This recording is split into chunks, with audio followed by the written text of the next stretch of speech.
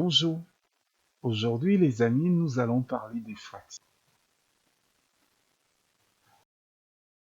Qu'est-ce que c'est une fraction? Une fraction, c'est un nombre entier sur un autre nombre entier. C'est ce que nous appelons fraction, les amis. Ok, je vois. En effet, dans cette fraction, il y a le nombre d'en haut et le nombre d'en bas. Comment appelons-nous le nombre qui est au-dessus? Le nombre entier qui est au-dessus s'appelle le numérateur. Pour vous rappeler de ce nom, rappelez-vous juste du nuage. Donc le nu en haut comme le nuage. Et en bas, nous avons le dénominateur. Donc dénominateur qui vient, donc rappelez-vous juste du down. Down qui veut dire en bas en anglais. Donc down en bas comme en anglais.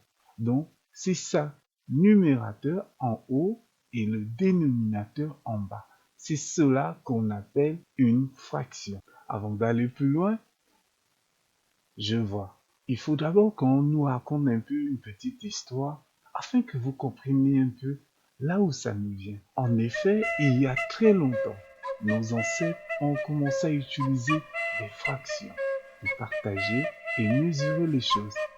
Ils ont réalisé que lorsqu'ils avaient quelque chose à partager, comme des fruits, des animaux, ils pouvaient les diviser en morceaux égaux pour que tout le monde ait une partie équitable. Donc, on voit par là que les fractions ont commencé depuis. Et plus tard, les mathématiciens sont venus et les mathématiciens ont amené cela plus loin. Ils nous ont amené l'addition des fractions, la soustraction des fractions, la multiplication des fractions.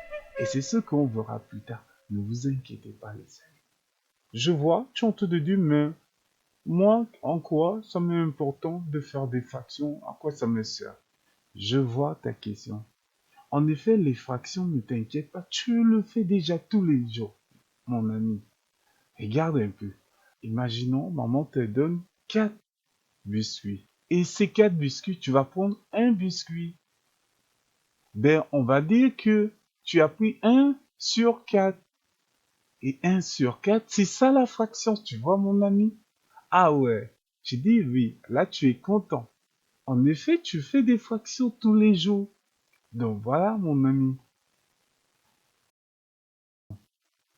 Prenons un exemple.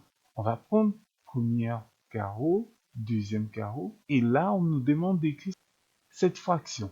Je vais compter le nombre des bleus. 1 et 2. Donc, ça me fait 2 bleus. Vous écrivez le 2. Et après cela, nous allons même déjà diviser.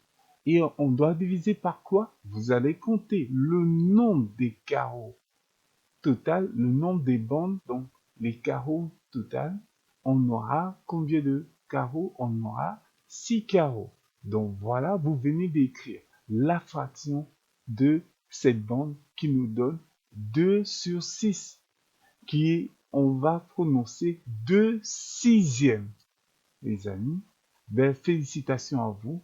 On va prendre un autre exemple.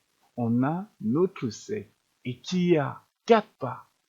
Dans ce cercle, nous allons manger une part. On va écrire 1. 1 sur combien? Sur, vous voyez, on va compter le nombre de carreaux. 1, 2, 3 et 4. Vous voyez, on va écrire 4. Donc ça devient 1 quart. Vous voyez les amis, c'est très facile. J'espère que vous connaissez maintenant des fractions. Vous n'allez plus vous tromper.